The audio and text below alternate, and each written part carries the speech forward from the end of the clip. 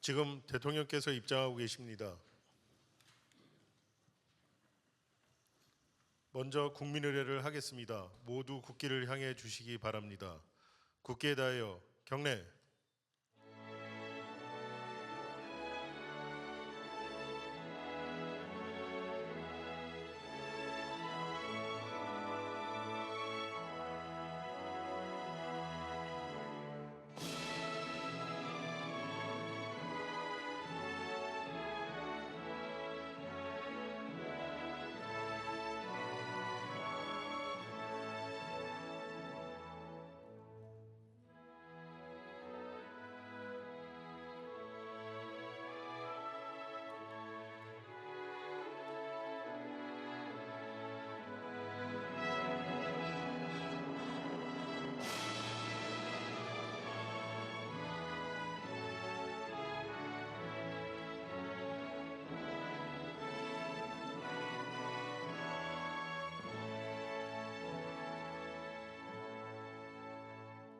바로 모두 자리에 앉아 주시기 바랍니다.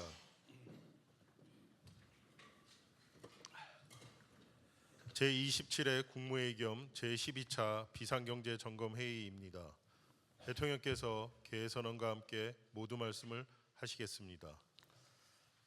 네, 꽤 오랜만처럼 느껴집니다. 네. 그 사이에 넥타이도 푸시고 여름도 왔는데 다들 시원하시죠?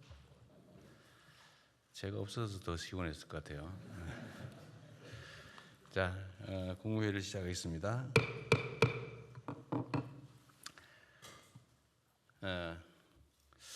중동전쟁 휴전 합의가 후속 논의 과정에서 꽤 진통을 겪고 있습니다.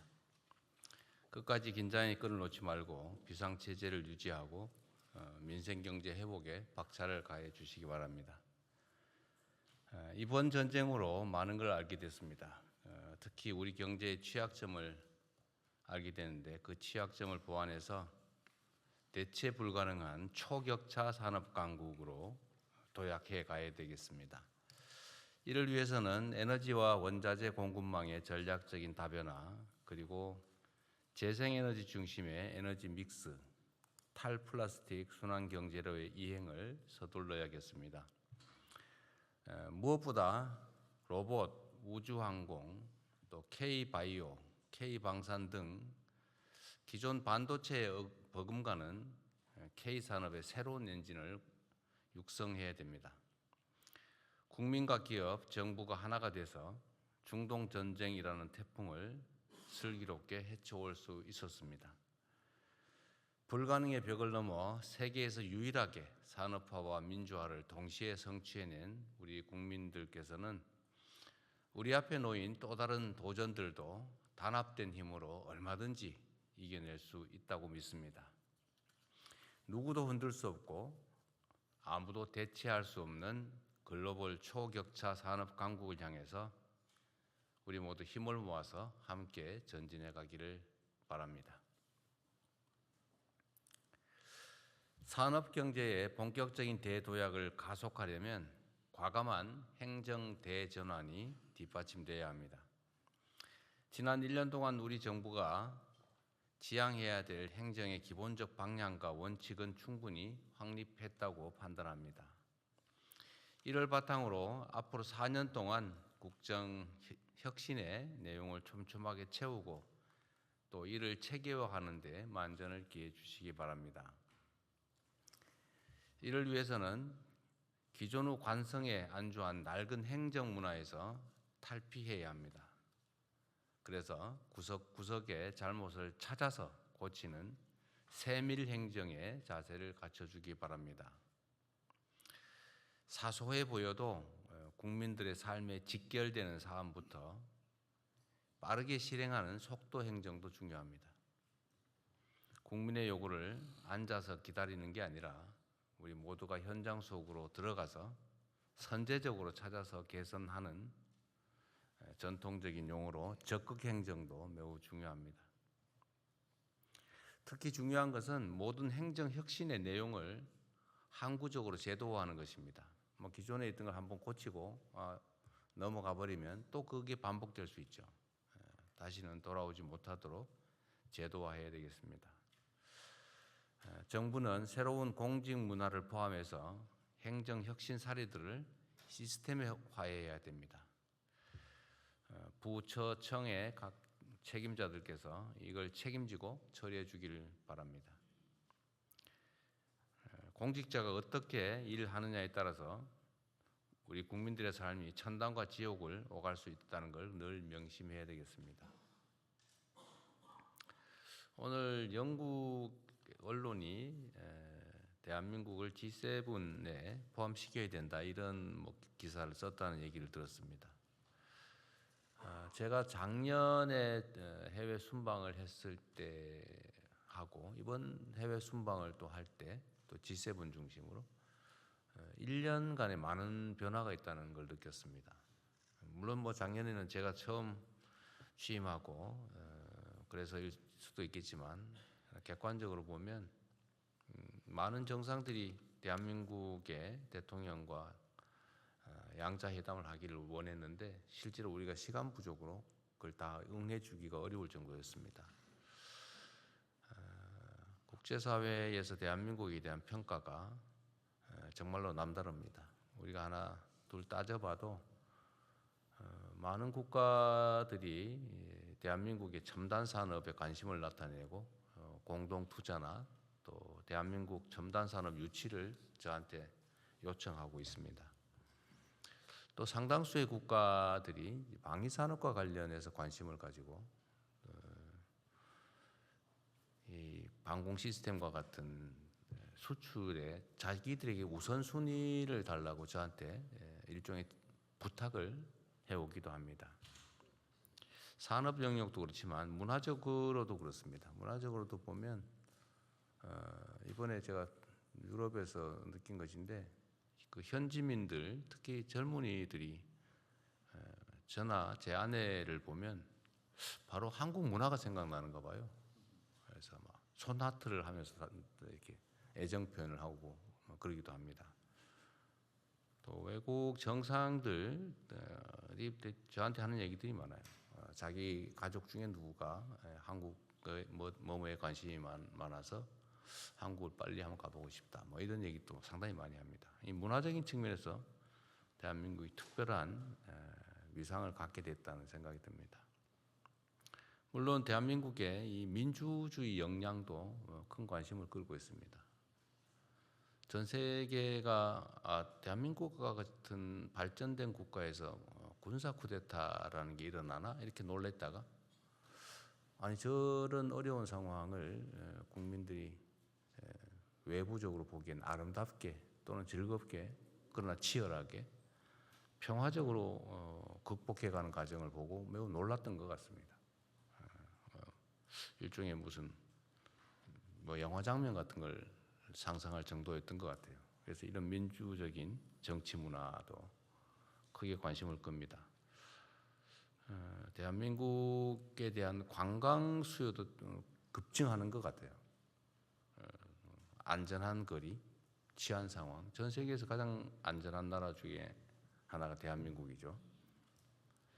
또 깨끗한 거리, 또 친절한 국민들, 이런 모든 환경들이 정말 인상적이라고 합니다.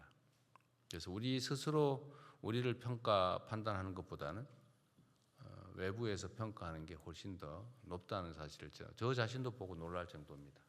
우리 스스로도 자부심 가져도 되지 않을까 싶습니다. 물론 우리 안에 많은 문제들이 있긴 하지만 그 문제들을 또 완화하고 또 해소해 가면서 전 세계 이상적인 국가로, 모범적인 국가로 우리가 나아갈 수 있다고 믿습니다.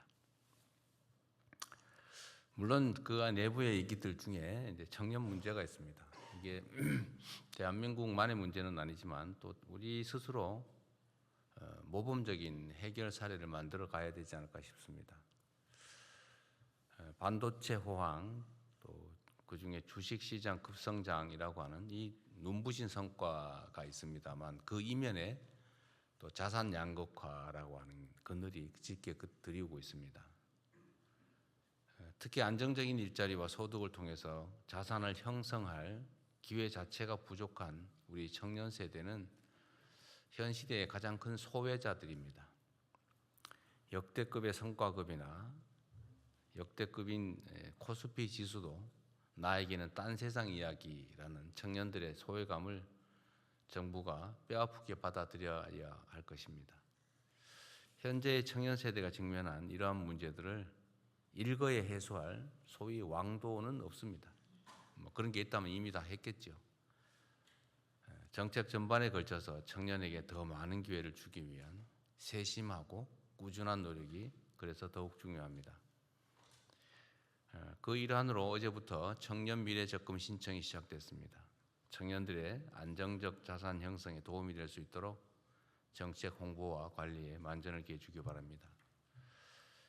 아울러 일자리, 또 자산 형성, 창업, 주거 등 청년의 삶 전 영역에서 기회의 사다리를 실질적이고 획기적으로 확대하기 위한 정책들을 조속하게 확정하고 또 속도감 있게 추진해 주기 바랍니다.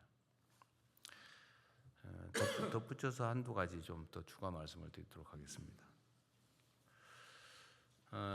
지금 선관위 사태에 대해서 우리 국민들의 우려 또 관심이 매우 높습니다.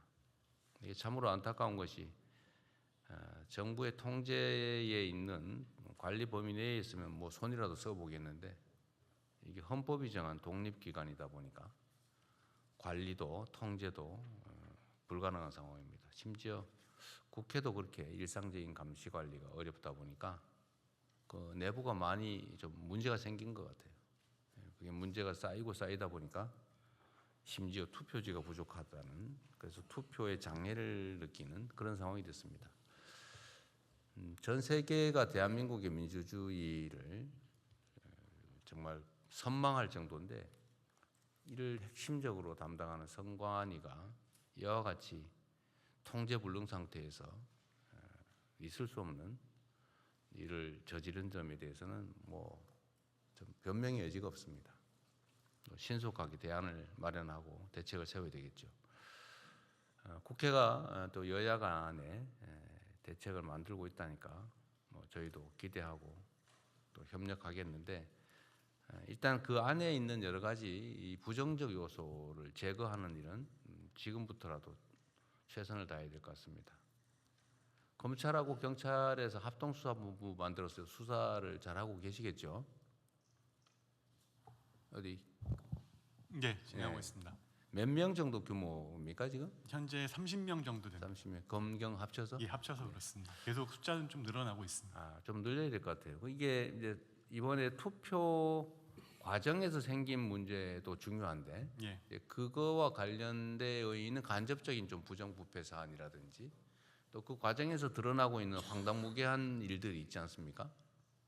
예를 들면 뭐 예산 낭비라든지 또는 전에는 뭐 문제는 해결됐는지 모르겠는데 채용 비리 문제 같은 것도 잘 정리됐나 모르겠어요. 어쨌든 그런 문제든 아니면 맞아 내부 운영 과정에서 국민들이 납득하지 못하는 황당한 일이 많이 생기는 것 같은데 그런 문제들에 대해서도 수사상 필요하면 충분히 다 수사하면 좋겠어요. 전반적인 진상 규명에 집중하겠습니다. 네. 어쨌든 내부가 좀 경각심을 갖지 않고 좀 방만하게 운영한 측면이 있는데 그 점에 대해서 형사적으로 문제되는 부분들은 다 정확하게 수사하고 밝혀서 책임을 물어야 될 것 같습니다. 예, 살펴보도록 하겠습니다. 네.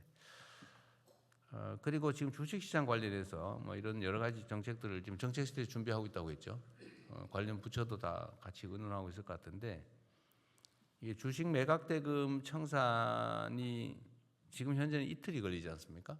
근데 이걸 좀 앞당기자는 논의를 하는 모양인데 그 시행 시기와 관련해서 뭐 내년 하반기 뭐 이렇게 얘기를 한다고 하는데 뭐 꼭 그래야 되는지 한번 점검해 주시기 바랍니다. 각 예. 부처들도 마찬가지로. 예. 기술적인 약간의 좀 어려움이 있는데요. 또 네. 뭐 방안을 찾고 있습니다. 네, 이게 이제 주식 시장 참여자들 입장에서는 내가 주식을 팔았는데 요즘 같은 세상에 뭐 그 돈 돌려봤는데 이틀씩 걸리냐 납득이 잘 안 될 수도 있고 또 이게 그 해당 증권사들은 그 사이에 이 자금을 이용해서 꽤 혜택을 보는 모양이에요. 그게 좀 정당하지 않은 측면도 있어서 좀 단축하기 바랍니다. 이게 요즘 이 가짜 뉴스 또 혐오, 조롱 이게 그냥 과거에는 뭐 장난으로 있을 수 있는 일이지 뭐 표현하다 보면 좀 과할 수도 있지 이런 정도로 넘어갔는데 지금은 이게 체계적인 공격 수단 또는 부당한 이익을 얻는 수단이 돼가고 있는 것 같아요. 그래서 이게 과거처럼 단순히 뭐 우물가에 몇 사람 모여가지고 뭐 재미로 하는 가짜 뉴스, 누가 뭐라 그러더라 이런 수준이 아니고 뭐 인공지능으로 아예 자료를 아무도 식별을 못할 정도로 만들어가지고 명백한 허위 사실을 정말로 그럴듯하게 퍼뜨려서 갈등을 조장하거나 아니면 부당한 이익을 얻는 수단으로 사용되는 측면이 있습니다. 그리고 또 이런 것도 있는데 제가 법학을 배우고 법률가로 활동할 때는 뭐뭐뭐라는 소문이 있더라, 뭐뭐라고 하더라 이런 것도 누가 그런 소문을 냈다고 하는 게 사실이라 하더라도 그 소문이 사실이 아니면 허위사실 공표로 책임을 져야 된다는 거잖아요. 그런데 따옴표를 쳐가지고 땡땡땡땡이라고 주장하더라고 무책임하게 사실상 허위사실을 공표 확산하는 그런 행위가 너무 당연한 것처럼 마치 그게 진실을 전달한 것처럼 이렇게 악용되는 경우가 많은 것 같아요. 우리 안교백 장관님이 어디 가서 대형 사고를 쳤다고 우리 조현 장관님이 얘기를 했다고 하면 조현 장관이 그렇게 말하더라 라고 하는 행위 자체는 진실을 말한 것 같지만 사실은 아니죠. 그게 사실 이게 이제 일반적인 상식인데 그런 소문이 있다는 게 사실이니까 라고 해서 책임이 없는 것처럼 생각하는 경우가 꽤 있는 것 같아요. 근데 이 점을 좀 명확하게 해야 됩니다. 그건 말이 안 되죠. 언제나 확인해야지 다른 사람의 인격이나 아니면 이해관계에 관한 그런 허위 주장을 누가 카더라라고 전파하면 안 되죠. 그래서 이런 점에 대해서 우리 분쟁이 될 경우에 수사기관이 좀 엄정하게 하면 좋겠어요. 이게 가짜 뉴스나 조롱 혐오 또는 뭐 조작물 이런 것들을 전달하는 게 과거처럼 그냥 한두 개인의 피해로 그치는 게 아니라 이게 이제 엄청난 사회적인 갈등 대립을 초래하잖아요. 엄청난 사회적 비용을 부담해야 되기 때문에 과거와 다르게 평가해야 될 것 같습니다. 이게 엄청난 사회적인 분란을 가져오잖아요. 뭐 부정선거 이런 제가 그런 걸 가끔 보면 아니 이게 부실한 건 사실인데 그렇다고 그게 전체적인 선거 자체가 부정될 부정선거는 아니잖아요. 의도를 가지고 했는지는 밝혀봐야 되겠지만 어쨌든 그런 점에 대해서 그 수사기관이 좀 엄정하게 좀 책임의 강도를 좀 높여주면 좋을 것 같습니다. 그리고 공직사회 내에 우리 각 부처청에서 좀 주의해서 들여다봐야 될 부분인데요. 얼마 전에 어디 소방서에서 그 소방관들 여성 소방관들한테 술을 너무 많이 먹이고 회식 강요하고 새벽까지 끌고 다니고 그러다 못 견뎌서 이 사람이 어떻게 된 모양인데 이걸 또 남자친구하고 갈등 때문인 것처럼 이렇게 가짜로 발표해가지고 안 그래도 가슴 아픈 그 남자친구를 아주 그냥 그렇게 2차 가해를 하고 또 이거 감찰해달라고 그랬더니 그냥 묵살하고 그래서 제가 얼마 전에 우리 소방 쪽에 국무조정실이었던가요? 예, 국무조정실에서 국무조정실에서 조사를 해보랬더니 이게 다 사실로 드러났다고 그래요? 예, 사실 드러났습니다. 예. 이게 막상 결국은 정말 이게 유명을 달리하는 그 본인의 고통은 얼마나 심각했을 것이며 또 이걸 잃은 그 남자친구라 그 가족들은 얼마나 가슴 아플 것이며 이거 좀 밝혀달라고 하는데 이것도 묵살해가지고 얼마나 또 속 쓰렸을 것이며 이게 입장을 바꿔 생각하면 어떻게 이럴 수가 있습니까? 직장이 먹고 살겠다고 직장을 갔더니 상사라는 사람들이 겨우 하는 짓이 그 자기들의 놀잇감 비슷하게 술 먹고 노는 유흥 대상으로 쓴 거 아닙니까? 이 직장 내 갑질이라고 하는 거죠. 이것도 아주 최악의 갑질인데 이게 문제는 이게 그렇게 심각한 행위인 줄 모른다는 거예요. 뭐 술 좀 같이 먹고 같이 좀 시간 좀 보내자는데 뭐 부하 직원이 그 정도는 할 수 있지. 이렇게 생각하는 경향이 있다는 거예요. 과거에는 이게 뭐 그렇게 할 수 있었겠죠. 뭐 노래방 데려가서 노래시키고. 그래서 이게 각 부처청에서 좀 각별히 좀 챙겨주면 좋겠습니다. 혹시 이런 요소가 아니 이런 게 지금 최근에 벌어진 일 아니에요. 어떻게 이럴 수가 있어요. 이게.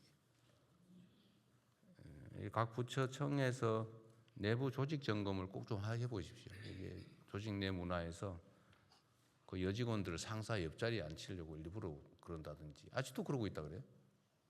그 여성들한테 여성 직원들한테 술 따르라 그러고 말이에요. 2차 가는데 강제로 데려가고 술 억지로 먹이고 원샷 시키고 그 술 싫다는데 왜 원샷을 시킵니까? 그 자기나 먹지. 어쨌든 직장 내 이런 갑질 요소들은 다시는 이런 얘기 안 나오게 각별히 챙겨주기 바랍니다. 이상입니다. 이후 회의는 경제부총리께서 진행해 주시겠습니다. 예, 먼저 현안 토의를 진행하겠습니다. 중동 전쟁 관련 비상국정 운영 및 대응 현황에 대해서 재경부, 산업부, 금융위, 복지부, 외교부 순으로 발제하겠습니다. 먼저 재경부에서 거시경제 및 물가 대응 현황에 대해서 보고를 드리겠습니다.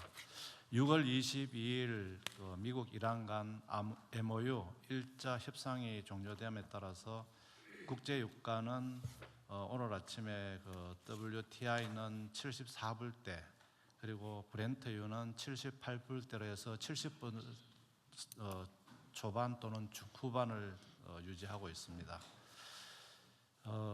그러나 미 연준 금리 인상 시사 등으로 인해서 환율은 1,530원대로 상승한 상황이고 국고채도 금리가 3.8% 내외로 3년물이 등락 중인 그런 상황입니다. 수출은 6월 1일에서 6월 20일까지 60.4%로 증가해서 620억 불을 달성했습니다. 그리고 여기 자료는 빠져 있습니다만 오늘 아침 소비자 심리 지수는 2개월 연속으로서 106 이상을 달성하고 있어서 2달 연속 소비자 심리 지수는 상승 추세에 있습니다. 그러나 중동 전쟁 여파로 물가 상승, 고용 둔화 등의 민생 부담은 우려가 큰 상황입니다. 참고로 2026년도 금년도 국제경영관리원의 국가 경쟁력 평가에서는 대한민국이 작년 27위에서 21위로 6단계 상승한 그런 상황입니다. 대응 방향입니다. 정부는 물가 대응, 고용, 환율, 금리 4대에 대해서는 보다 높은 경각심을 가지고 총력 대응을 하도록 하겠습니다. 먼저 물가입니다. 먹거리 물가 등에 대해서는 서민 부담 경감을 위해서 최선의 노력을 하겠습니다. 에너지 가격에 대해서는 LPG에 대한 유류세이나 그다음에 경유에 대한 유가 연동 보조금 연장, 에너지 할당 관세율 인하 등을 통해서 최대한 에너지 가격 상승을 관리하도록 하겠습니다. 석유 최고 가격제는 국제 유가 추이 등을 감안하여 결정해 나갈 계획입니다. 먹거리는 보다 더 중점을 두도록 하겠습니다. 하반기 농축 수산물 할당 관세를 확대하고 또 현장 점검도 강화하도록 하겠습니다. 재정에서 지원해서 할인 지원을 또 대폭 확대하고 비축이나 또 공급 확대도 하도록 하겠습니다. 특히 여름철로 접어들면서 폭염, 폭우 대응 등에 따른 먹거리 물가 상승에 대해서는 사전적으로 관리해 나가도록 하겠습니다. 고용 부분입니다. 특히 대통령께서 좀 전에 말씀하신 바와 같이 청년 일자리에 대해서는 부분별로 고용 대책을 마련해 나갈 계획입니다. 지금 현재 추진하고 있는 청년 유질 과제는 7월부터 신속 집행하고 또 추가적으로 필요한 사업도 발굴하고 신규 과제도 집중 찾아보도록 하겠습니다. 특히 청년들에 대한 에이전틱 AI 교육 등을 통해서 이러한 청년들이 또 중소기업이나 또는 또 중견 대기업들의 어떤 문제를 해결하는 그런 일자리 연계 과제도 적극 추진하겠습니다. 특별히 고용 상황이 나쁜 제조, 건설, 농림 등에 대해서는 그 고용 상황을 분석해서 맞춤형 대책을 마련하고 있습니다. 환율 금리 관련해서는 환율 시장은 최대한 모니터링을 하면서 시장 안정 조치를 하도록 하겠습니다. 그리고 구조적인 개선 과제도 신속히 추진하겠습니다. 예를 들어서 역외 NDF 거래를 DF를 해서 국내로 가져오는 제도적 조치 등을 강구토록 하겠습니다. 특별하게 고금리, 고환율에 따른 민생 피해 최소화를 위해서 취약 차주나 취약 부문에 대한 대책을 마련하고 중소 수입 기업들에 대해서 환율 인상 등에 따른 어려움을 감안해서 지원 방안도 마련 중에 있습니다. 이상 보고를 마치겠습니다. 이 보고에 대해서 각 부처들 의견 있으면 좀 말씀을 미리 하고 넘어가죠. 그거 뭐라 하기보다는. 우선 제가 한두 가지만 좀 확인해 볼게요. 지금 국제유가가 70달러 후반에서 등락을 하면 종전에 우리가 국제유가 수준이 60달러대였다는 거예요. 네. 그럼 많이 거의 내려오긴 근접하긴 했네요. 네.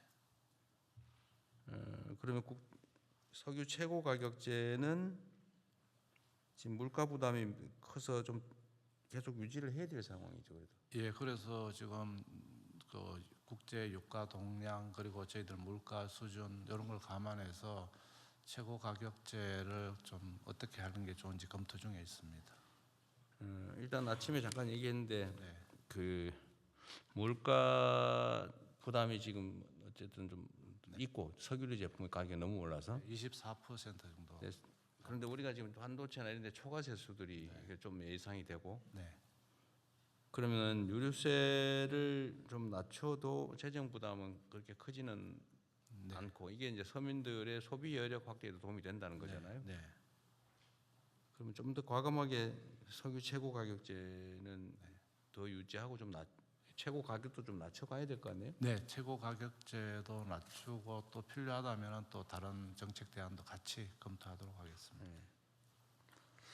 어쨌든 서민들의 물가 부담을 최소화할 수 있게 하고 예를 들면 서민들에 대한 소득 지원 정책을 지금 추가하려면 재원이 없죠. 예, 지금 서민들한테 하려면은 이제 기정 예산을 최대한 활용하거나 또 기금의 20%까지 변경하는 기금이 부분. 좀 여력이 있어요. 네, 그런 정도 외에는 지금 그게 맥시멈 한도가 되겠습니다. 그래도 물가 상승률은 높고 어쨌든 양극화가 좀 심하니까 네, 그렇습니다. 소득 양극화도 심하고 지금 주식시장에 대형 우량주들만 네, 많이 오르다 보니까 어쨌든 그것도 약간 양극화되는데 네. 소득 지원 방안을 좀 연구 좀 해야 될 것 네, 같아요. 알겠습니다. 그다음에 창업 이게 지금 고용 대책 이게 지금 현재 산업의 추이가 우리 대한민국 경제도 주로 첨단 산업 중심으로 재편돼 가잖아요. 그렇다고 우리가 전통 산업에 매달리면 지금 국제 경제에서 밀리게 되니까 결국 첨단 산업에 집중할 수밖에 없는데 이 첨단 산업의 특징이 고용을 안 한다. 고용이 매우 적다는 거잖아요. 네, 그럼 결국 창업에 집중을 좀 해야 되는데 지금 실제 일할 기회를 늘리는 길은 뭐 그렇게 단순할 수는 없지만 어쨌든 고용을 늘리는 거와 창업을 늘리는 중에 어째 창업 비중을 계속 늘려가야 되겠죠. 네, 지금 사실 이제 고용은 그 대기업들 같은 경우는 고용의 숫자를 빠르게 늘리지는 못하는 상황이기도 하고 기존 기업들의 상황들도 다 있는 상황인데 창업 같은 경우는 본인들이 적극적으로 하고 싶은 사업을 하고 여기에 대한 지원을 하면 늘어나는 속도는 있다고 봅니다. 물론 모두의 창업 지금 진행하면서 보여준 창업에 대한 열기만큼은 저는 지속해서 정부가 지원해야 된다고 생각을 하고요. 지금까지 굉장히 많은 분들이 창업을 했습니다. 근데 지금의 창업은 소상공인 창업 형태의 창업들이었고 그래서 창업을 지원하지 말라는 의견들도 있고 하시지만 창업을 제대로 할 수 있도록 정부가 뒷받침하고 어떤 창업이 좋은 창업인지를 하는 것이 저희가 가져가야 될 방향이기 때문에 여기서 지금 젊은이들 사이에서 지금 고등학생들도 이번에 굉장히 지원들이 많았고 이분들이 고등학교 때부터도 창업을 하는 경험을 가져주고 하면 여기에 대해서 저희가 가져갈 때 미래에 굉장히 중요한 부분이라고 생각합니다.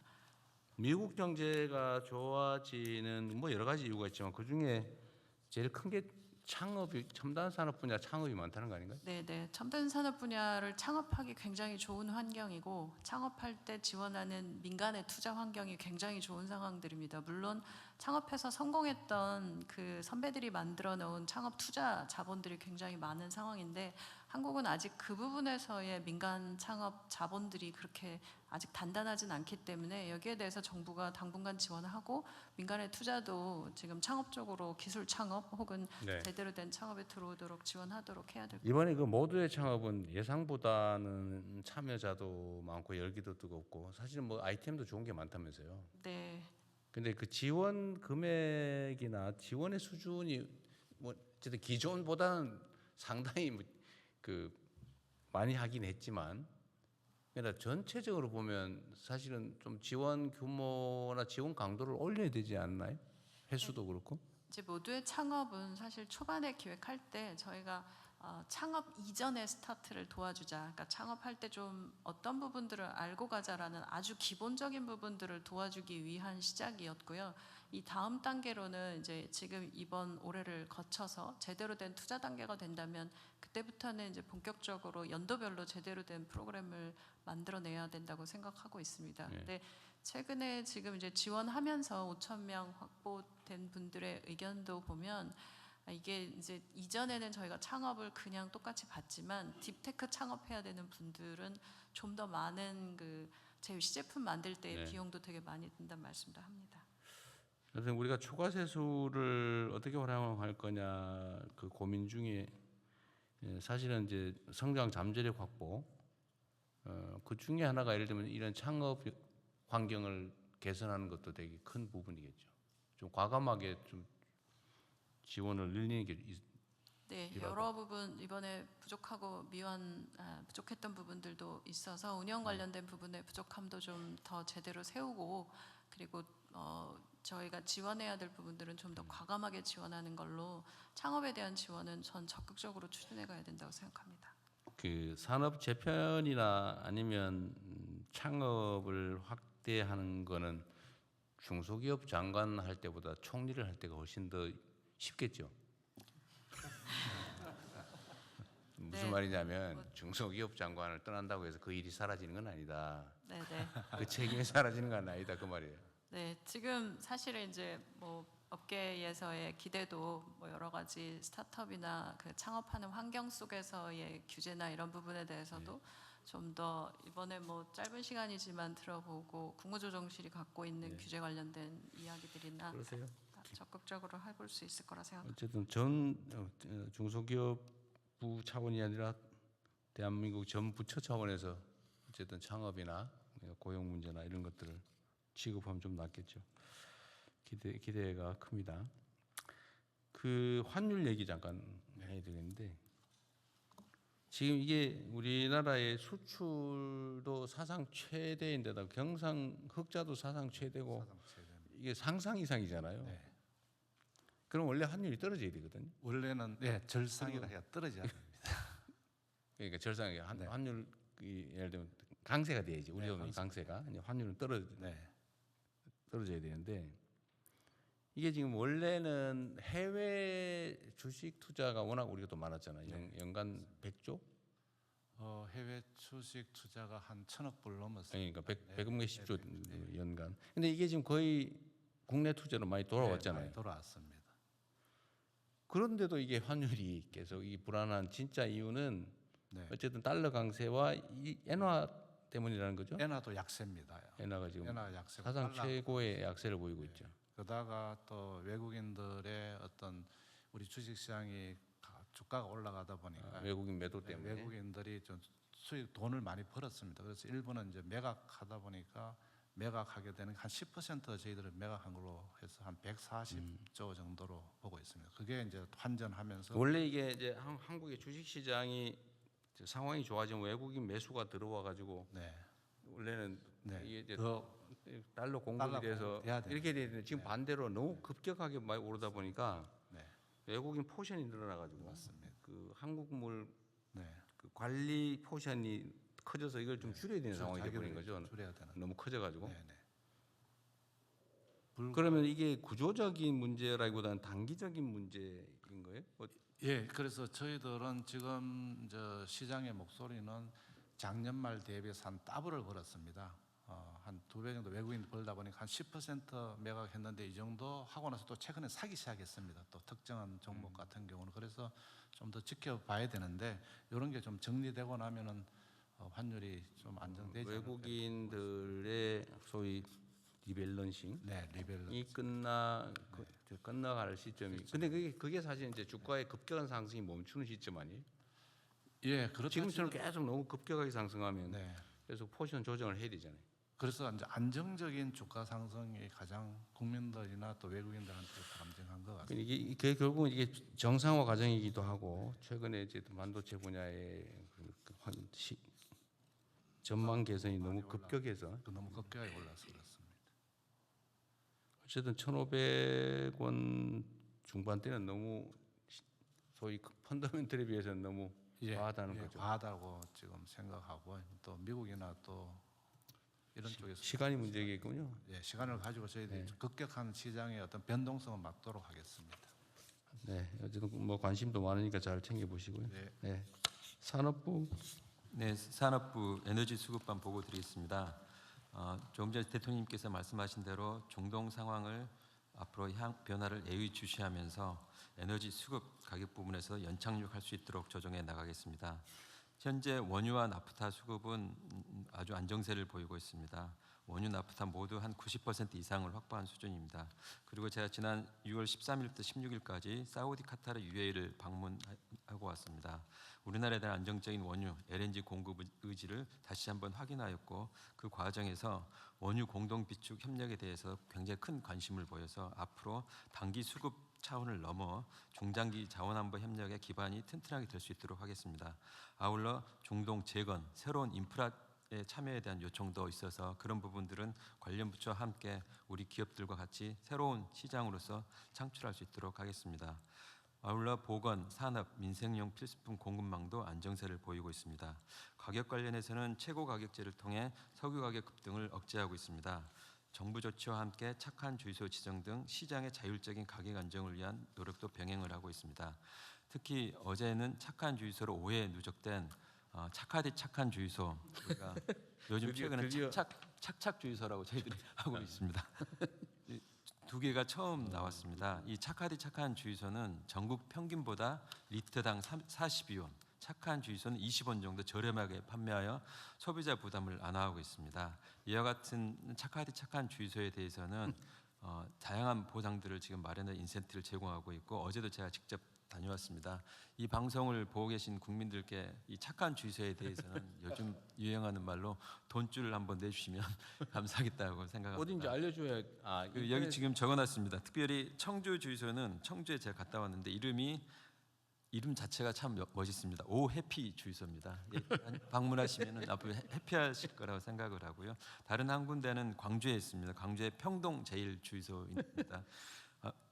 청주는 제가 다녀오고 아침에는 광산구에 있는 평동 제일 주유소 사장님하고 제가 통화를 직접 했습니다.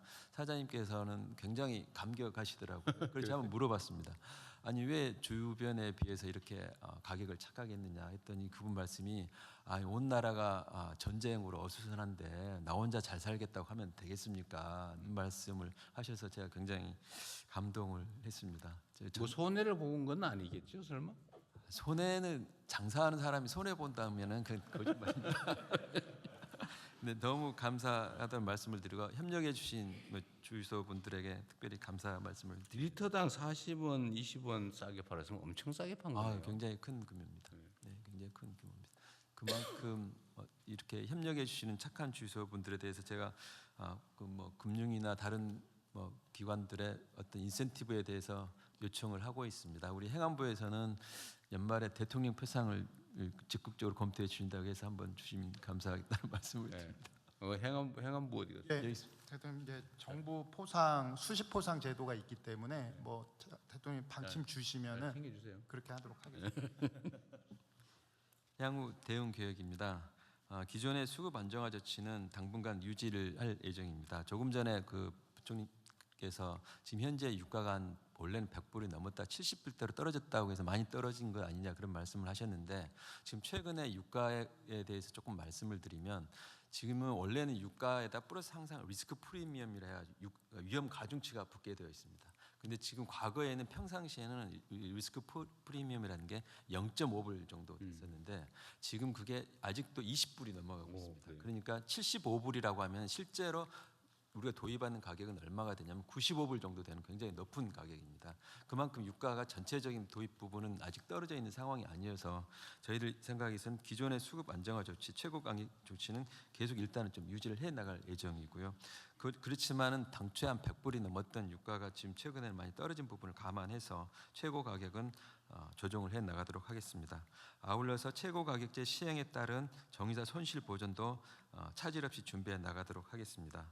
마지막으로 이번 전쟁 상황을 교훈 삼아 장기적인 관점에서 대통령께서 말씀하신 도입 다변화, 비축 역량 강화, 글로벌 자원 협력 등 자원 안보 강화 대책을 지속적으로 추진해 나갔습니다. 이상 보고를 마치겠습니다. 네, 약간 벗어나는 거긴 한데 지금 이제 우리 산업 경제를 이제 재구조화, 재편성해야 되잖아요. 그 중에 핵심이 하여튼 수도권 편중 방지, 지방 경제 활성화, 그다음에 재생에너지로의 전환, 첨단 산업으로의 뭐 전환, 뭐 되게 이렇게 들 수 있을 것 같은데. 그러면 지금 재생에너지 관련된 산업에 대한 지원 투자를 각별히 좀 신경을 써야 될 것 같아요. 이게 지금 이번에 이제 중동 전쟁 때문에 이게 원유에 의존하는 게 얼마나 위험한지도 겪었고 또 앞으로는 어쨌든 화석 에너지로부터의 탈출, 재생에너지 사회로의 전환 이건 중요 국가 과제가 되는 거잖아요. 네. 더 좀 속도를 내야 될 것 같은데. 네, 맞습니다. 그건 우리 지금 기후에너지 그건 기후부가 열심히 하고요. 기후부가. 네. 기후부가 에너지부가 열심히 하고 기후부가 너무 기후 보전에 너무 신경 쓰느라고 약간 비협조적이라는 소문이. 전혀 그렇지 않습니다. 전혀 아니에요. 지금 태양광 관련해서도 저 상당한 투자를 하고 있고요. 특히 국내 산업 관련해서 가격은 낮추되 국산을 쓰면서 국내 지금 굉장히 축소된 태양광 산업도 키우고요. 저 풍력 산업도 키우고 관련된 배터리 산업, 전기차 이런 소위 녹색 전환 관련한 산업을 집중적으로 육성하기 위한 방안을 지금 재경부하고 산업부하고 저희 기후부가 소위 이제 GX라고 해서 네. 그린 대전환과 관련된 산업군을 어떻게 육성 발전시킬지에 대해서 네. 집중 검토하고 있고 조만간 보고 드릴 수 있도록. 아 그러세요? 하여튼 기저전력 확보 문제에서도 너무 고조적이지 않으면 좋겠어요. 그러니까 기저전은 아무래도 원전 중심으로 가고 석탄을 줄이면서 재생에너지와 소위 배터리, 양수 이런 걸 합치면 그것도 안정적인 전력원으로 쓸 수 있거든요. 네. 그러니까 양수 발전소를 만들려면 이제 환경 훼손 문제가 걸리잖아요. 그래서 양수 발전도 이제 기존에 댐이 있는데요. 네. 기존에 이제 댐이 있는 데다가 추가로 이제 상부댐을 하나 만들면 환경 파괴를 최소화할 수 있는 데도 꽤 많이 있습니다. 그래서 그런 방식을 통해서 환경 파괴를 최소화하면서도 양수 발전도 많이 늘리려고 하고 있습니다. 그런데 그게 본인은 그 좀 이렇게 좀 변화된 태도를 보이니까 환경 운동하는 쪽에서 저 사람이 변했다 이런 얘기 듣는다고 기름 드시겠어요?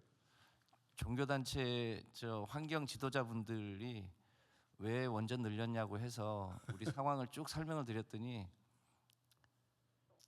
뭐 상황은 알겠는데 그래도 동의는 못하겠다 이런 얘기를 하시고 어쨌든 힘들겠지만 그래도 하여튼 우리 잘 조정해 주십시오. 예, 여건들을 충분히 이해는 하시는 하여튼 상황이. 이게 이제 서남 해안 중심으로 일단 재생에너지를 어떻게 우리가 활용을 할 거냐는 여러 가지 복합적 의미가 있잖아요, 그렇죠? 네. 잘 좀 고려해 주시기 바랍니다. 네, 그다음 다른 의견 없으면 다른 거 진도 나가시죠. 네, 금융위원장입니다. 금융안전망 내용 보고드리겠습니다. 먼저 국내 금융시장 동향입니다. 주식시장의 경우 코스피는 종전 협상 관련 불확실성에도 불구하고 글로벌 AI 반도체 사이클 지속 기대감, 6월 수출 호조 등으로 상승하는 흐름이며 어제도 9,114포인트로 마감을 해서 종가 기준으로는 역대 최고치를 경신했습니다. 두 번째 작은 것이 보시면 주요국 증시 상승률을 비교해 보면 중동 전쟁 이후로 끊거나 아니면 금년 전체로 보거나 어느 기간을 보더라도 우리나라가 압도적인 상승률을 지금 보이고 있습니다. 그 맨 밑에 월간 상승률 흐름을 보시면 3월에 중동 전쟁이 발발하면서 마이너스 19% 했다가 4월에 급반등한 걸 빼고 나면 매월 한 20%대의 상승률이 꾸준히 지속적으로 보여지고 있는 흐름입니다. 채권 시장은 종전 기대감으로 다소 하락하던 금리가 미 FOMC 이후 글로벌 기준금리 인상 경계감이 작용하면서 재차 상승하는 모습입니다. 금융부문 대응 현황입니다. 민생 실무일 경제 지원을 위해 정책금융 지원 프로그램 11.2조 원이 집행되었으며 은행권 중심으로 피해기업 등 대상 37.2조 원 지원과 업권별 특성을 감안한 상생금융 노력이 계속 진행 중입니다. 당구장 글씨를 보시면 석유화학업계 나프타 수입을 지원하기 위해서 여천 NCC에 이어 롯데케미칼에 대해서도 금융권에서 수입 신용장 한도를 상향 조정해 줬습니다. 그리고 대통령님께서 모두 발언에서 말씀해 주신 바대로 청년 자산 형성 지원을 위한 청년 미래적금이 어제 출시가 되었습니다. 본인이 납입하면 그 납입금에 더해서 정부 기여금을 추가로 더해주고 은행에서는 우대금리를 적용해주고 이자 소득은 비과세 혜택을 주면서 결국 최대 연 19.4%의 금리 효과를 누릴 수 있는 아주 위험이 없고 수익이 굉장히 높은 그런 상품이 되겠습니다. 작은 글씨 보시면 월 최대 50만 원씩 3년간 부으면 정부가 기여금으로 납입액의 우대형의 경우 12%를 추가해 줍니다. 그리고 금리는 최대 8%가 적용됩니다. 그렇기 때문에 3년 만기할 때 최대 2,255만 원의 목돈을 받을 수 있게 됩니다. 그 가입 절차는 박스에서 보시는 것처럼 어제부터 시작해서 다음 주까지 2주간 주요 은행의 모바일 앱을 통해서 비대면으로 별도 서류 신청 없이 간편하게 가입 신청이 가능합니다. 저희들이 청년들이 좀 친숙한 여러 가지 다양한 매체들을 통해서 집중 홍보하고 있습니다. 저도 어제 출시 첫날이라서 커피차를 끌고 청년들이 많이 모이는 그 성수동의 출근길 거기에 가서 청년들을 만나서 음료도 나눠드리고 이 가입 안내도 했습니다. 그래서 보면 어제 같은 경우는 지금 첫 주 동안은 이게 너무 몰릴 수 있어서 오부제로 출생 연도별로 오부제로 끊어서 지금 하고 있는데요. 어제 같은 경우 신청 접수를 해봤더니 19.6만 명의 청년들께서 가입을 신청하셔서 상당히 높은 수준으로 지금 가입을 하셨습니다. 근데 이제 이번 주, 다음 주까지 계속 신청을 하시면 되겠습니다. 대통령께서 말씀하신 대로 이 청년 미래적금이 우리 자산 형성 기회가 부족한 우리 청년들에게 희망의 사대가 될 수 있도록 세심함과 꾸준함으로 계속해서 홍보와 관리에 각별히 신경을 쓰도록 하겠습니다. 금융시스템 안정을 위한 채권 자금식 안정 프로그램 7.2조 원이 집행이 되고 있습니다.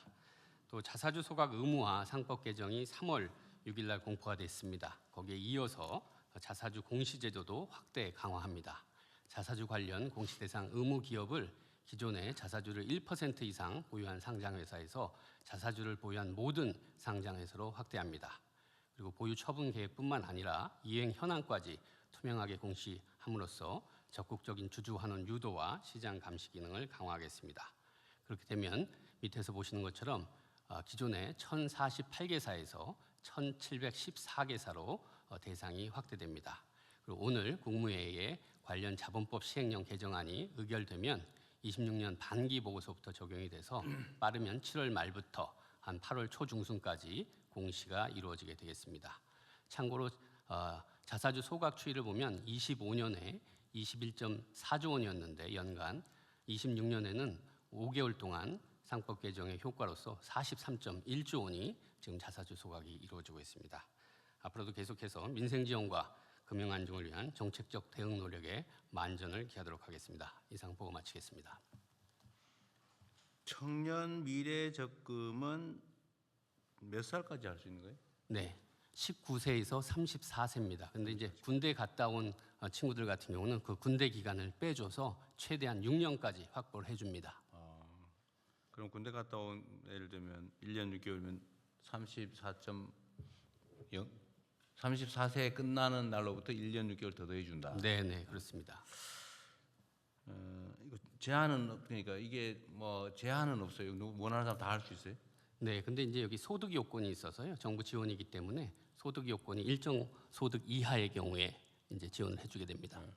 뭐 대충 기준은 어떤 거예요? 예, 대충 기준은 아주 7,500만 원까지 월 소득이 예, 7,500만 원에서 6천만 원까지는 연소득이겠지. 연소득. 예, 연소득 7,500만 원에서 6천만 원까지는 기여금 없이 이자 소득 비과세 혜택을 받고요.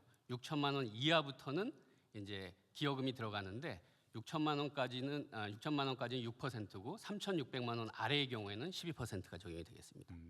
6% 하는 게만 해도 이익은 되는데 그게 어쨌든 6천만 원 에서 3,600만 월 원. 500만 원 이하만 된다. 네. 월 500만 원 이상은 혜택이 있긴 있는데 더 낮은 거예요? 아니면 안 되는 거예요? 예, 혜택이 있는데 그건 이자 소득 비과세지. 비과세 예, 정도. 기여금까지는 안 드리는. 그러면 저기 대상자가 기간은 2주간으로 하는데 넘쳤다. 예를 들면 상한 있어 총량 상한이 있어요? 네, 저희들이 예산을 받아온 게 있어서요. 만약에 넘치면 소득이 이제 낮은 순서대로 그거 빨리 해야 되겠네. 빨리 하는 게 아니라 일단 여기다 신청을 하시면 가입 신청을 하고 2단계는 편하게 하기 위해서 저희들이 적격 심사를 아니, 합니다. 내 말은 네, 저기 선착순으로 잘리는 거 아니에요? 쉽게 말하면. 아닙니다. 예, 가입 신청은 2주 동안 일괄적으로 받고요. 받으면. 예, 그다음에 3주 근데 동안 막 넘쳤다 예산을. 네. 그럼 이제 받은 분 중에 저희들이 이제 심사해서 소득을 다 어떻게 보면 순서를 매기기 때문에 그러다가 신청했는데 잘릴 수도 있어요. 제 말은 한도가 있냐 이 말이에요. 예를 들면 금액 한도가 아니고 네. 몇 명까지 그렇지 아니면 않습니다. 총액으로 2주 동안 저희들이 들어오는 사람 다 해줘요. 예, 다 받습니다. 대상만 되면. 예, 다 받고 대신 3주 동안 심사를 합니다. 이걸 이제 올해 일반에게 저희가 7,450억 정도를 반영을 했습니다. 네. 그래서 320만 명을 대상으로 저희가 그쯤으로 계획한 사업이고요. 예상을 한 건데 내 말은 분명히 이게 예산에 한계가 있을 것 같아서 한 얘기예요. 네. 이게 1인당 어쨌든 한 450만 원 정도 혜택을 주는 거 아닙니까? 네. 대충. 네. 450만 원 정도 물론 몇 년에 분산돼 있긴 하지만 그러면 분명히 예산이 들어갈 거고 그 예산에 총액이 분명히 있을 텐데 넘치면 못 해주는 거 아니냐 그 말이에요. 넘치면 어떡할 거예요? 넘치면은 그 내에서 넘친 거 내에서 저희들이 순서를 해서 그러니까 이게 그게- 낮은 분들 위주로.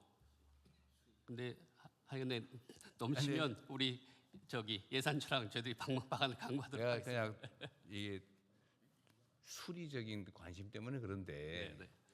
어쨌든 우리는 언제나 최악의 상황, 그러니까 어제 극단적 상황을 대비해야 된단 말이에요. 그 사고 나면 안 되니까.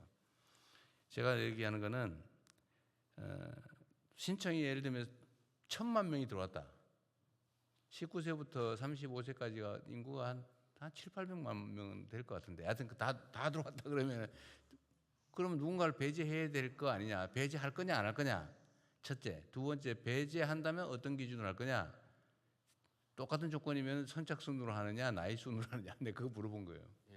그러니까 말씀하신 대로 전체 모수가 19세에서 34세가 한 1,000만 명 됩니다. 그래서 소득이 있는 친구들이 720만 명 됩니다. 그리고 여기서 저희들이 소득을 잘랐기 때문에 그 자른 대상들이 한 550만 명 됩니다. 그 550만 명 중에 그럼 몇 퍼센트가 가입을 할 거냐? 이제 과거 사례는 저희들이 해서 굉장히 저희들이 높게 많이 가입한다고 전제를 하고 55% 가입률을 해서 320만 명을 했고 그래서 예산을 받아왔습니다. 그러니까 그 계산 자체가 굉장히 저희들이 굉장히 높게 많이 가입한다고 해왔습니다. 넘치지 않을 거라고 지금 속으로 확신하는 것 같은데 아니, 그런 건 아니고 일단 그 계산도 그렇고요. 그다음에 어떤 방식으로 탈락자를 정하는지가 제 관심사라요. 네. 탈락시킬 거냐 안 할 거냐. 예를 들면 지금 기재부 기획처가 지금 준비하고 있는 것 같은데 넘치면 어떻게 할 건지부터 한번 얘기해 보세요.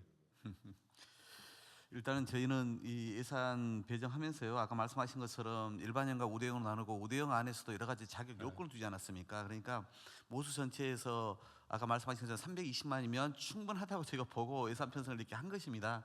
근데 만약에 넘쳤을 때는 저희가 기정 예산에서 이걸 활용할 수 있는 방법이 있는지는 제가 좀 넘칠 찾아보겠습니다만. 경우에 배제하지 않을 겁니까? 할 겁니까? 그러니까 당연히 저희가 대상이 된다면 이 예산 가지고 부족할 경우에는 당연히 새로운 대책을 마련해야 될 것 같고요. 배제하지 않는다 그 말이죠. 예, 그런데 이 됐습니다 그러면. 예, 말씀하신 뭐 우대형의 조건이 아까 말씀드린 6천만 원 그 일반형 이하 6천만 원 이하뿐만 아니라 우대형에도 신규 취업하면서 일반형 소득 요건을 해야 되고 연소득 3,600만 원 이하이면서 중소기업 재직자여야 되고 또는 연매출 1억 원 이하의 소상공인이어야 되고 이런 이제 요건들이 다 있거든요. 제가 알고 싶은 거는 네. 이거 다 기억도 못할 텐데 제가 알고 싶은 거는 하여튼 그런 조건을 갖춘 사람이 초과될 경우에 어떻게 할 거냐?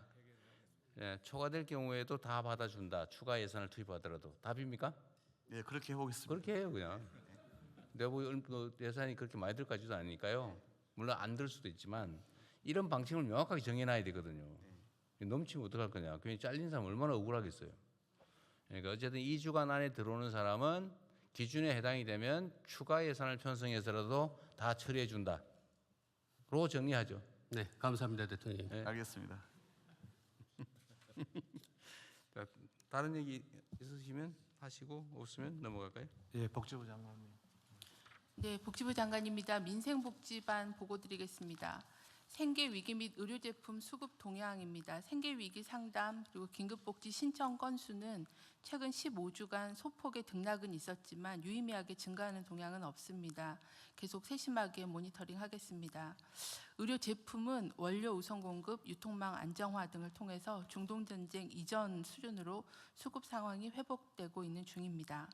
대응 방안입니다. 복지위기가구, 고독사 위험군 등 위기 취약가구를 집중 발굴해서 상담과 지원 등 연계를 지속하고 있습니다. 복지위기가구의 경우에는 24만여 명에 대한 조사가 완료가 돼서 13만 4천 명에 대한 긴급복지, 민간 지원 연계 등의 지원들을 연계하였습니다. 상반기 정기조사에서 소재가 확인되지 않은 고위험 예상가구 약 3천 명에 대해서는 6월 말까지 추가로 일제 조사를 실시하고 있는 중입니다. 지난 6월 3일에 발표한 여름철 취약계층 보호 대책에 대해서도 시도별 실행 계획 및 추진 현황을 점검하는 등 보호 대책이 현장에서 잘 작동할 수 있도록 모니터링을 하겠습니다. 청년 고용을 개선하기 위해 추경 신규 사업으로 기업 주도 직업 교육 훈련을 제공하는 K 뉴딜 아카데미를 추진 중에 있습니다. 최근 참여 기업 53개, 72개의 아카데미를 선정하였습니다. 기업별로 청년 모집을 개시하고 7월부터는 아카데미를 운영할 예정입니다. 중동전쟁 불확실성이 완전히 해소되지 않은 상황에서 매주 관계부처 일자리 전담반 회의를 개최해서 부문별 고용 동향을 분석하고 대응 방안도 마련하고 있습니다. 취약계층 학생들의 교육 격차를 해소하기 위해서 저소득층 가구의 초, 중, 고 학생에게 PC, 인터넷 통신비 등을 지원하는 것을 확대하고 있습니다. 또한 통학에 대한 취약 지역 학생, 또 원거리 통학 학생에 대해서는 교통비 지원 등 통학 지원 사업도 확대 추진 중에 있습니다. 이상 보고를 마치겠습니다. 혹시 최근에 자살자 수 변동은 혹시 체크해 보셨어요? 1, 2, 3월은 줄었다고 했는데 전에. 네, 네. 4, 5월은 혹시 어땠는지? 아직 집계 중이고요. 3월까지는 한 10% 내외 감소한 걸로 파악하고 있습니다. 근데 4월 통계는 아직 못 봤어요? 네, 네. 뭐 확인되는데 저한테 좀 알려주시고요. 그러겠습니다.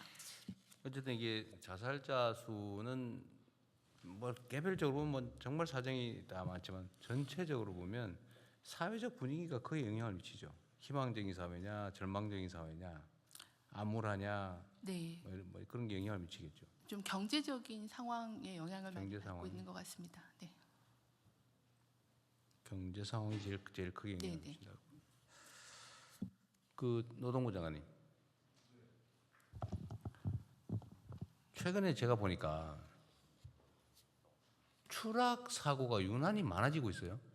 다시 조금 전체적으로 보면 감소는 했는데 조금씩 증가를 하고 있습니다. 최근에 그러니까 이게 날씨 때문에 그런가요? 주의력이 떨어져서 그런가? 아무래도 이제 혹서기가 되면 주의력이 전체적으로 떨어지기도 하고, 근데 최근에 보면은 뭐 1.2m에서도 추락해서 다치는데 고령자 요인도 좀 있습니다. 아니 그건 뭐 전에부터 계속 얘기했던 거고 고령자든 누구든 예를 들면 주의력이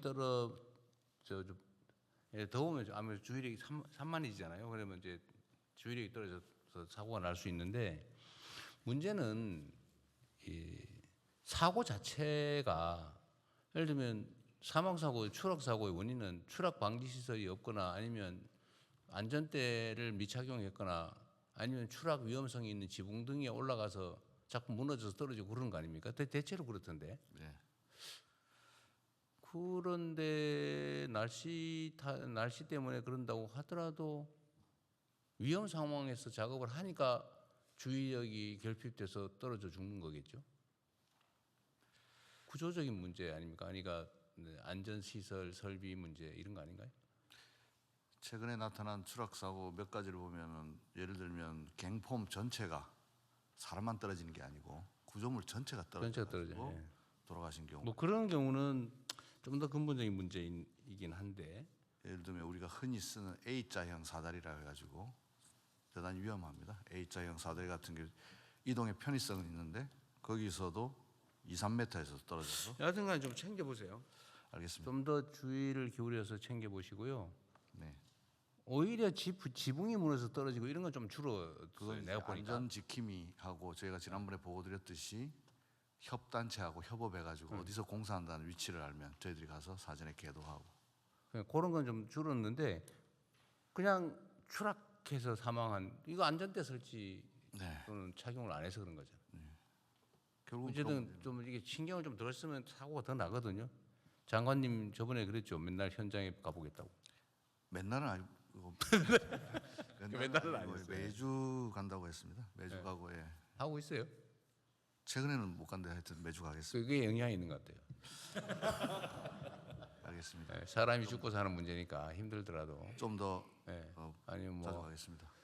여하튼 고위 공직자가 움직이냐 아니냐에 따라 영향이 있어요. 네. 관심이 있냐 없냐, 행동하냐 안 하냐. 그러니까 사람 목숨이 달린 거니까 좀 잘 챙겨 주십시오. 그리고 작년에 제가 그 맨홀 지시를 한 후에 사고가 없었거든요. 그렇습니다. 근데 최근에 제가 그 얘기를 우리 내부 회의에서 한 날 사고가 났더라고. 그래서 죽지는 않았는데. 예. 근데 한 명은 중태라고 하는 것 같고요.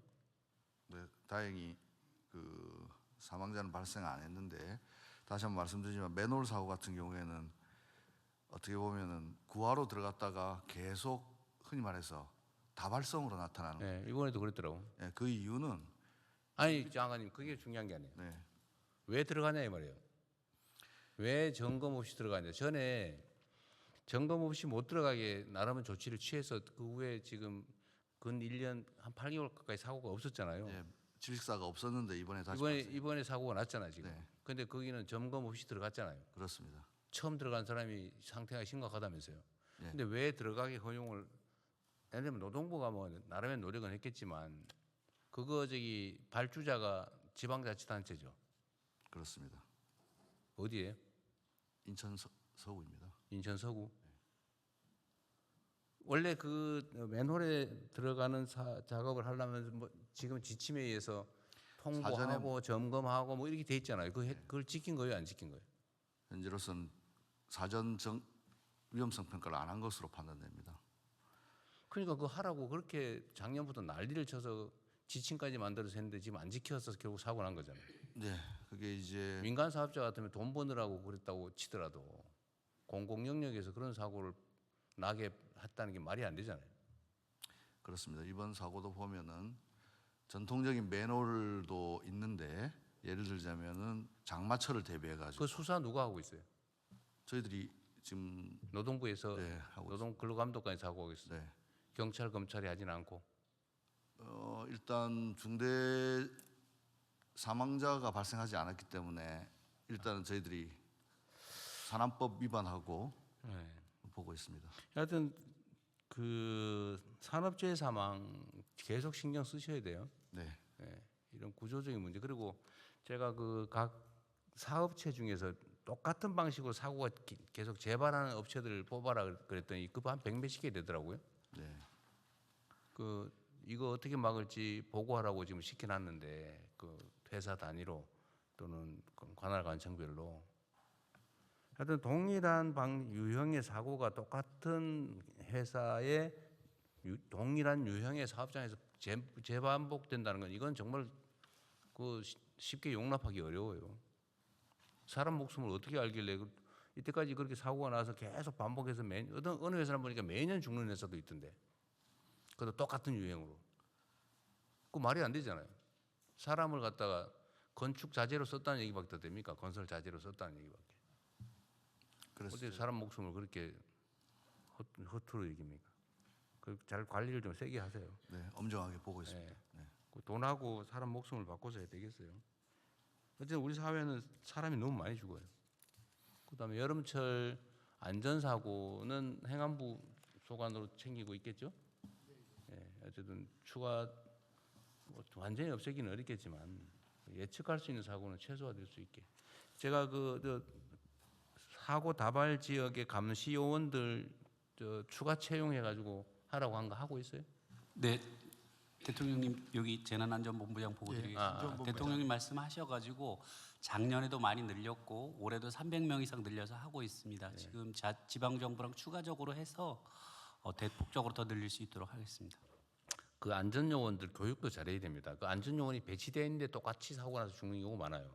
그렇습니다. 솔직히 놓은 거야.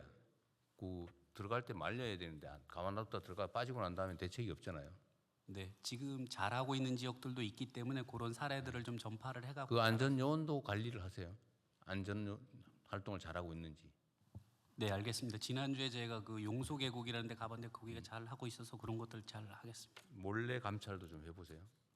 가서 제대로 근무하고 있는. 전 하루 종일 이거만 보고 있을 수도 있어요. 핸드폰 들고. 네, 그 알겠습니다. 가능성이 많습니다. 네. 형식적으로 하지 않게. 하여튼 사망자 수 줄이는 거는 총력을 좀 다해 주시기 바랍니다. 각 부처에서. 네. 다른 거 없으면 넘어가시죠. 네, 해외 상황 관리반 보고 드리겠습니다. 먼저 미국과 이란 간의 협상 동향입니다. 양국은 지난 일요일 스위스에서 파키스탄과 카타르 총리가 참여한 사자 형식의 대면 회담을 개최하였습니다.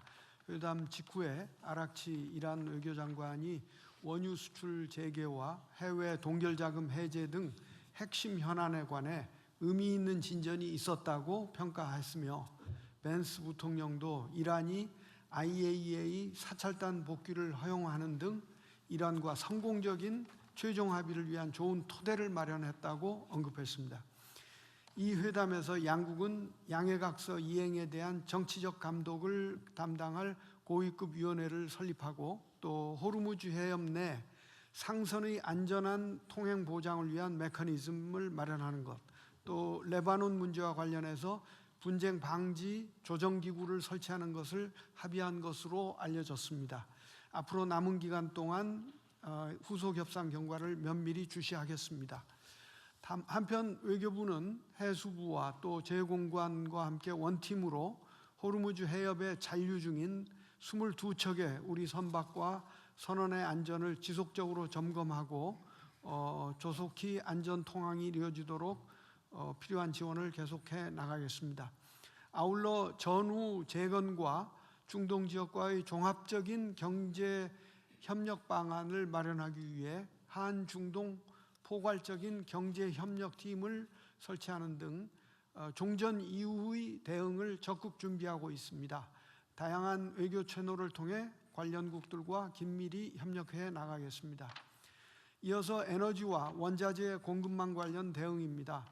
대통령님께서 앞서 말씀하신 대로 우리 경제의 취약점을 이 기회에 극복하기 위해서 중남미 또 중앙아시아 등 중동 이외의 자원 보유 지역과의 외교 및 민관 협의를 통해서 공급망 위기 대응 협력 기반을 계속해서 강화하고 있습니다.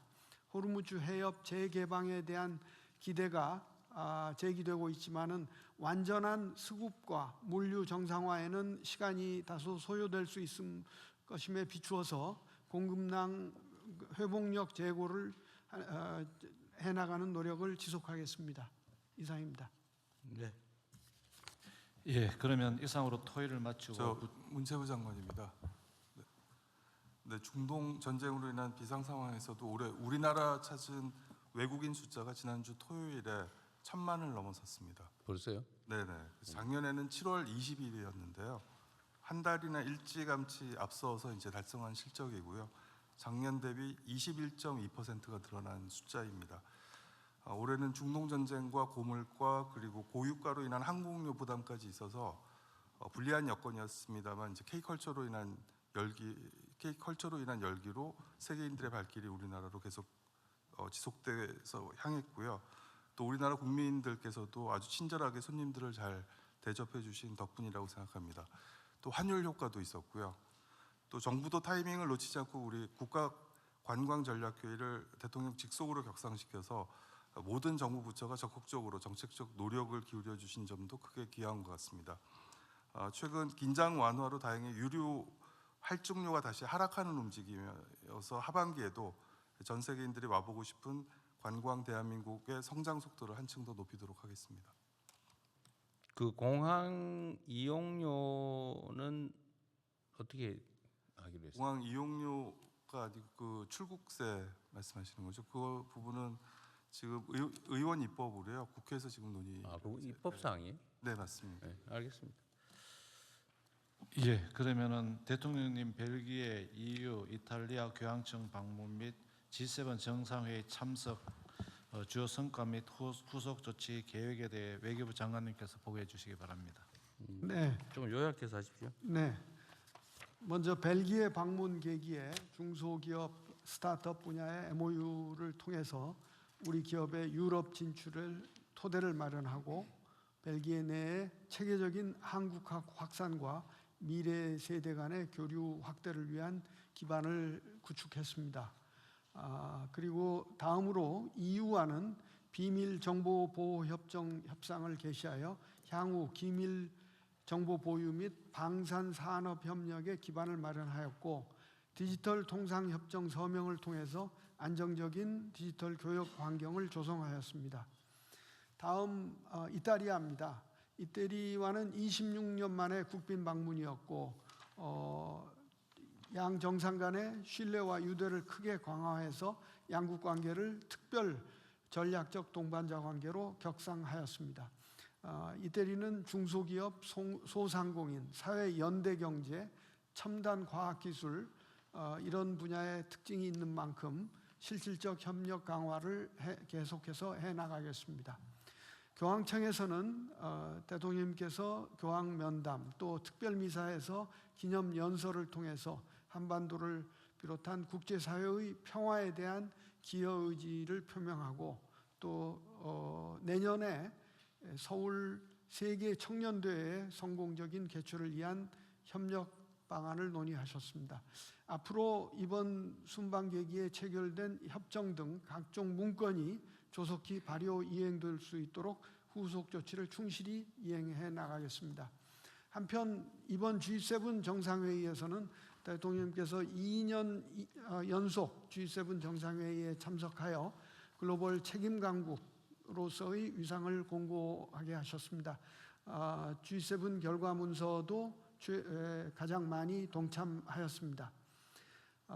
이외에 독일, 캐나다, 케냐 등 여러 국가들과 양자 정상회담을 가지셨고 미국을 포함한 주요국 정상들과도 만찬 기회 등을 통해서 긴밀히 소통하여 우리 국익 중심의 실용 외교 모멘텀을 확보했다고 생각합니다. 앞으로 글로벌 불균형, 개발 협력, AI, 디지털 등 G7 주요 의제와 결과 문서 후속 관리에 만전을 기해 나가는 한편 대통령님께서 말씀하신 아시아 태평양 지역의 에너지 공급망 회복력 강화를 위한 협력 구상도 구체화시켜 나가도록 하겠습니다. 이상입니다. 예, 혹시 의견 있으신가요? 예. 통상교섭본부장입니다. 지금 EU와의 디지털 통상은 우리 기업들이 관심이 좀 많아서 간단하게 좀 설명을 드리고자 합니다. 사실 그 한 EU FTA가 있지만 이 디지털 쪽은 굉장히 미흡한 상태였는데 이번에 이제 디지털 쪽으로 우리가 고속도로를 놨다 그렇게 표현할 수가 있고요. 예를 들어서 우리 뭐 BTS나 뭐 블랙핑크, K 드라마 이런 것들이 그 디지털 방식으로 EU에서 많이 소비가 되는데 이번에는 우리가 이런 그 국경 간의 그 정보 이런 걸 원활하게 하면서 그래서 이렇게 EU에서 다운로드를 받거나 아니면 뭐 EU 그 우리 그 BTS가 EU에서 그 공연을 할 때 그 라이브 스트리밍을 그 EU에서 하도록 하면 굉장히 투자도 많이 하고 해야 됩니다. 근데 그 라이브 스트리밍을 한국에서 할 수 있도록 그렇게 하면 굉장히 원활해질 수가 있는데 그런 부분도 이번에 됐고요. 또 그 역직구 그 우리 그 K 관련된 여러 가지 그 K 소비자의 그 역직구 하는 데 있어서 이번에 그 전자 서명이나 전자 인증 그리고 전자 통관 이런 부분에 있어서 상호 이렇게 교류를 상호 인증을 할 수 있도록 그렇게 돼서 우리 그 중소기업이나 스타트업 이런 쪽에 그 EU 진출이 가속화될 것으로 그 생각이 됩니다. 그리고 또 하나가 그 지금 사실 철강 쪽에 그 우려들이 많습니다. 그 EU에서 철강 그 쿼터를 46%를 그 7월 1일부터 줄이는 걸로 그렇게 해놨고 20개국이 동시에 그 서로 좀 많이 가져가려고 하다 보니까 굉장히 치열했는데 이번에 그 정상회담 하시면서 우리 그 대통령께서 굉장히 강하게 말씀을 해주셔가지고 그 지금 협상이 뭐 유리한 쪽으로 그렇게 흘러가고 있고 마지막까지 저희가 뭐 1톤까지 더 받아낼 수 있도록 그렇게 최선을 다하겠습니다. 네, 또 있으신가요? 예, 없으시면은 이 안건은 원안대로 접수하겠습니다. 다음은 전남 광주 통합 특별시 출범 준비 현황 및 계획에 대해서 행정안전부 차관께서 보고해 주시기 바랍니다. 네, 전남 광주 통합 특별시 출범 준비 현황 및 계획을 보고드리겠습니다. 먼저 추진 배경인데요. 수도권 1극 체제가 지속적으로 심화되고 지방 소멸 위기가 가속화됨에 따라 5극 3특 국가 균형 성장을 위한 지역 자율형 초광역 발전 모델로서 행정 통합을 통한 초광역 지방 정부 필요성이 제기된 바 있습니다. 두 번째로 전남 광주 통합 특별시 설치를 위한 특별법 제정입니다. 대통령님께서는 지난해 12월 광역 통합의 이니셔티브를 제시해 주신 바 있었고요. 이에 전남 광주 시도지사의 대통합 공동선언이 있었습니다. 정부에서는 즉시 4대 지원책을 발표하였고 특별법이 발의되어 국회 심사를 거쳐 3월 5일에 특별법이 공포되었습니다. 특별법은 5편 13장 408개 조문으로 일반 행정, 도시개발, 산업 활성화 등 6개 분야 385개 특례로 구성되어 있고요. 서울시에 준하는 지위를 부여, 지역 특성과 연계한 공공기관 우선 이전, 실질적 지방분권 보장, 그리고 고도의 자치권 부여 등을 포함하고 있습니다. 다음 쪽입니다. 세 번째로 성공적 출범을 위한 준비 현황을 말씀드리겠습니다. 먼저 지역 주도의 출범 준비기구를 통해서 통합특별시의 미래를 자율적으로 논의하고 설계한 바 있습니다. 민간 협의 기구로는 전남 광주 통합특별시 준비위원회를 구성해서 매주 주요 정책 사항을 심의 조정하였고 양 시도 부단체장이 참석하는 시도 정책 협의체에서 실무 현안을 논의하였으며 시도 및 행정안전부 실무준비단에서 이를 적극 뒷받침하였습니다. 아울러 남북권 발전을 이끄는 5극 3특의 핵심 축으로 도약하기 위한 전폭적인 지원을 아끼지 않았습니다. 특별법에서 위임한 사항과 그 시행에 필요한 사항을 규정하고 서울특별시에 준하는 위상에 걸맞은 조직 체계를 보장하기 위해 직급 기준 상향 등을 내용으로 하는 통합특별시법 시행령, 지방자치법 시행령, 기구정원 규정 등 관련 대통령령 30건이 오늘 공포가 되었습니다. 또한 통합지방정부 재정지원 TF에서 재정지원 방안을 마련하고 있으며 이를 아마 내년도 예산안에 반영할 계획입니다.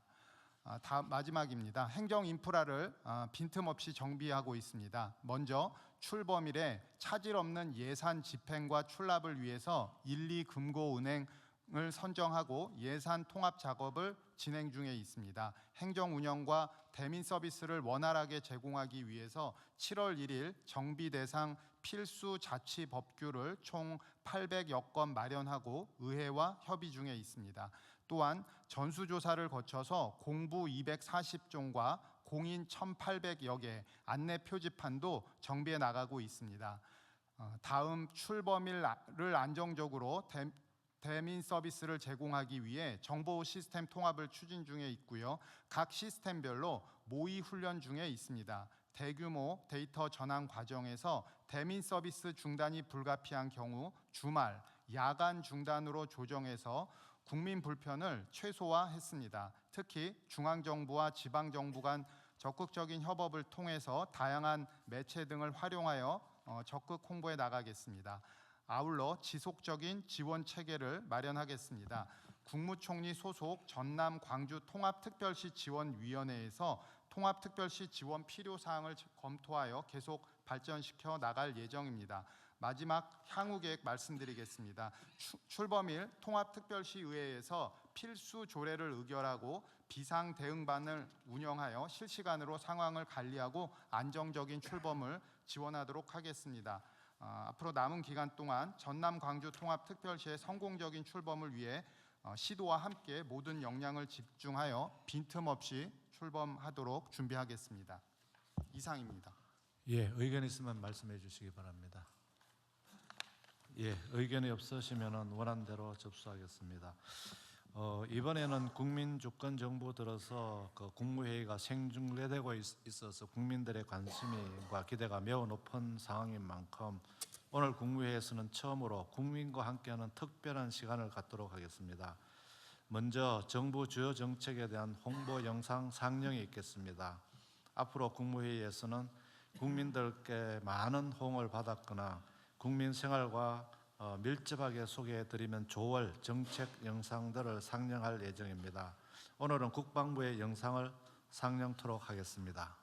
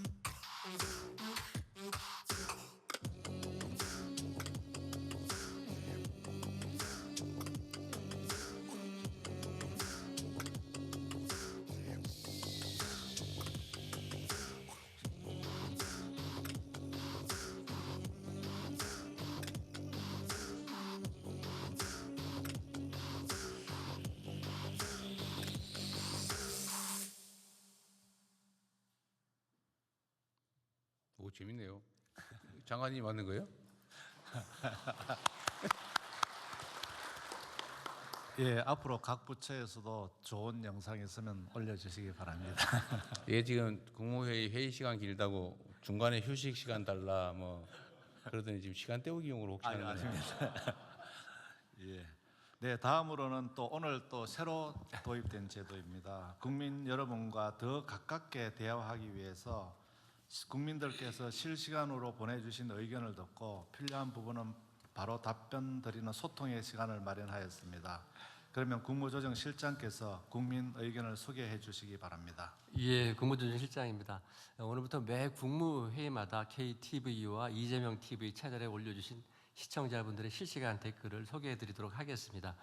오늘 국무회의를 약 15,000명의 국민들께서 시청을 하고 계십니다. 이 중에서 안건과 관련된 그런 의견에 대해서 몇 가지 소개해 드리고 또 필요하면은 관계부처에서 바로 답변 드리도록 하겠습니다. 우리 장관님들 긴장하셔야 될 것 같습니다. 그러겠는데.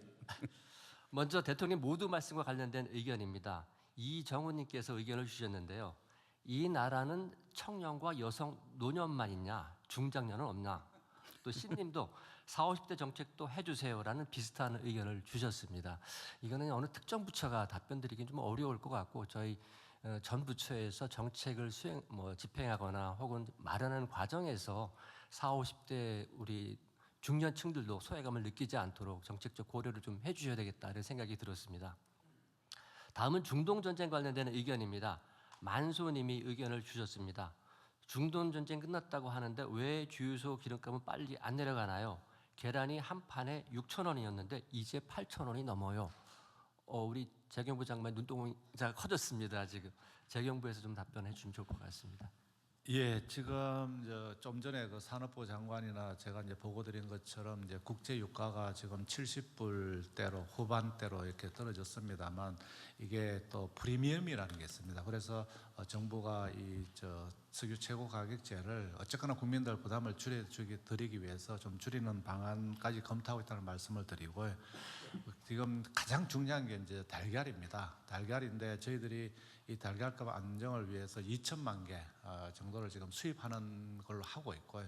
이 원인은 뭐 저희들이 구차하게 변명 안 드리겠습니다만 그 조류 독감으로 하고 또 여름철 되면은 이 산란율이 떨어진답니다. 제가 확인을 해보고 현장에 가보고 이렇게 했는데 어쨌거나 국민들께서 가장 관심이 많으신 이 계란 달걀 값은 반드시 인하하도록 저희들이 물량을 2천만 개가 아니고 또 필요하다면 더 추가적으로 확대해서라도 충분히 안정적인 가격에 공급될 수 있게 최선의 노력을 다하도록 하겠습니다.